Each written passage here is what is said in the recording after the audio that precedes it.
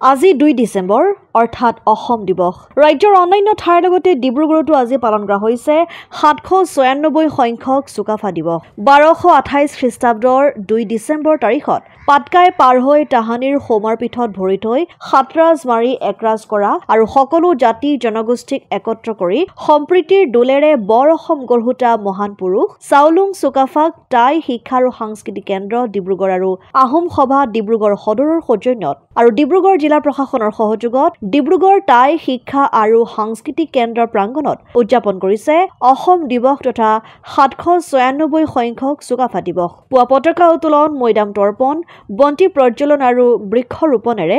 ডিব্ৰুগড়ত অসম দিৱসৰ দিনজোৰা বৰ্ণাঢ্য কাৰ্যসূচীৰে শুভাৰম্ভ কৰে সমগ্ৰ অসমতে 1228 খ্ৰীষ্টাব্দত 16 আঘোণ তাৰিখে এই মুলুকলৈ আহি চাওলুং চুকাফাই যি পাতনি মেলিলে অসম আৰু অসমীয়া জাতি গঢ়িলে এই অসম আৰু অসমীয়া জাতি গঢ়াৰ আজি এই দিনটোত আমি সমগ্ৰ অসমবাসীয়ে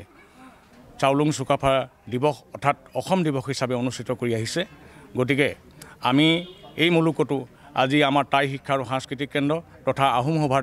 তৰফৰ পৰা আমি ইয়াত এই স্থানত আমি এই কাৰ্যসূচী অনুষ্ঠিত কৰিছোঁ এই কাৰ্যসূচীত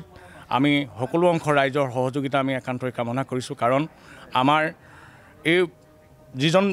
যিজন মহামানৱৰ বা যিজন মহামানৱে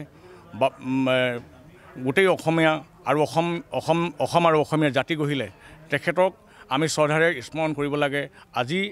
দিনটোত এইটো প্ৰাসংগিকতা আছে আজি সময়ত এইটো প্ৰাসংগিকতা আহি পৰিছে আমাৰ মাজত ভেদাভেদ আৰম্ভ হৈছে এই ভেদাভেদ দূৰ কৰিবলৈ আমি চাওলুং চুকাফাৰ আদৰ্শৰে আগবাঢ়ি যাবৰ কাৰণে সমগ্ৰ ৰাইজক তথা সমগ্ৰ অসমবাসীৰ ৰাইজক আমি এই স্থানৰ পৰাই বিনম্ৰভাৱে অনুৰোধ জনাইছোঁ অসম আদিত্য ডিব্ৰুগড়।